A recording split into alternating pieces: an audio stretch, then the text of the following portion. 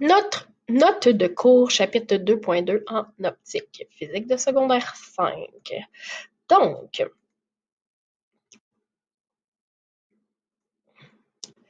on va venir prendre la définition de ce qu'est un miroir plan. Donc, tu vas mettre en grand titre 2.1, la réflexion dans les miroirs plans. Alors, définition de ce qu'est un miroir plan.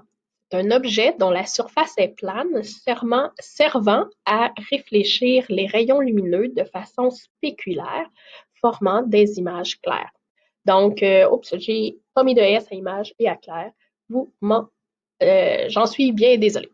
Alors, l'objet n'est pas nécessairement un objet qui se tient dans les mains. Ça pourrait être très bien une surface d'eau. Donc, ça pourrait être la mer, ça pourrait être un lac. Alors, pourvu que la surface soit bien plane et que ça permet de faire une réflexion spéculaire, c'est-à-dire que les rayons arrivent de façon parallèle jusqu'à la surface et vont rebondir aussi de façon parallèle. Voici ce qu'est une représentation d'un miroir. Alors, lorsque tu vas venir dessiner un miroir, tu vas voir cette représentation-là. On va mettre une grande ligne, puis on va venir mettre des petites lignes parallèles. Alors, ça ici, j'ai fait ça à main levée. Tu es capable de faire la même chose. Donc, ça ici, à toutes les fois que tu vas voir ce symbole-là, c'est vraiment le symbole d'un miroir. Alors, quand tu vas venir dessiner tes différents rayons, alors, un rayon, c'est une ligne qui arrive en ligne droite vers ta surface et c'est important que tes rayons soient identifiés par des flèches qui arrivent et qui rebondissent. Donc, rayon incident, la flèche arrive vers la surface et rayon réfléchi, la flèche s'en va vers genre rebondit finalement sur la surface. Tu te rappelleras ici sur le dessin, on ne le voit pas, mais que lorsque ton rayon ici rebondit à ce point d'intersection-là, je devrais retrouver une normale. Une normale, c'est une ligne imaginaire. Elle est perpendiculaire à la surface du miroir. Donc, ça te permet de venir vérifier venir vérifier les angles pour la loi de la réflexion. Les rayons. Alors, si on fait un petit résumé de comment les rayons vont se comporter lorsqu'ils frappent un miroir, bien, premièrement, les rayons vont toujours respecter la loi de la réflexion. Donc, le rayon incident avec son angle d'incidence va être égal à l'angle de réflexion pour le rayon réfléchi. Alors, autre petite chose, ton rayon qui est réfléchi, ton rayon incident ainsi que ta normale vont toujours être dans le même plan lorsque l'on parle d'un miroir. Pas question de se promener dans différentes dimensions, donc ça reste toujours dans le même plan. Les rayons lumineux sont réversibles, donc réversible, ce qui veut dire que il va toujours être possible de faire l'échange entre le rayon incident et le rayon réfléchi.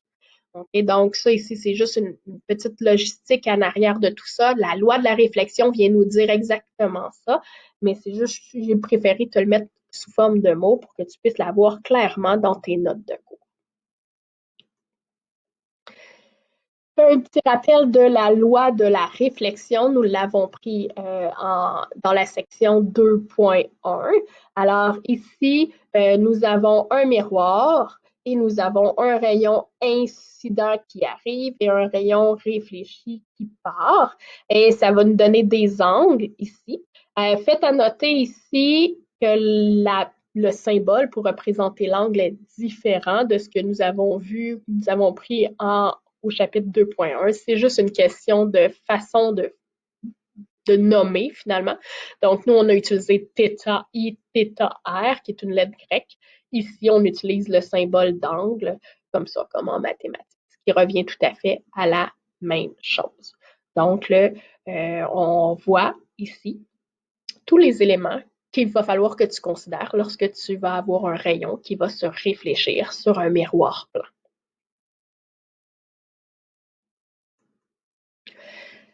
Lorsque l'on regarde les images que nous allons aborder plus loin dans les sections, pas vraiment dans la section 2.3 de notre cahier option sciences, là, c'est il n'y a pas beaucoup d'informations en lien avec les miroirs plans dans Option Sciences. Ça va être avec un autre cahier d'exercice que l'on va faire ce travail-là.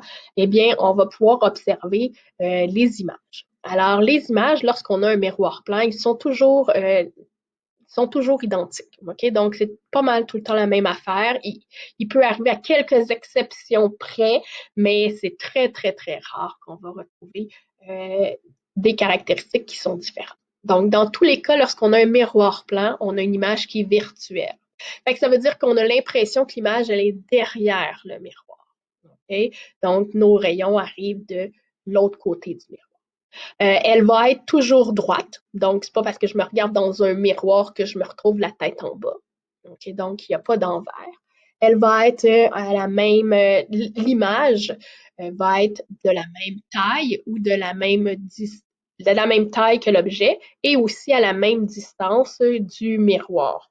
Donc, ce sont les 4 caractéristiques les plus communes que l'on va retrouver. Ils vont pouvoir t'aider lorsque tu vas faire tes exercices dans la section Option Sciences, section 2.2. Bonne continuité!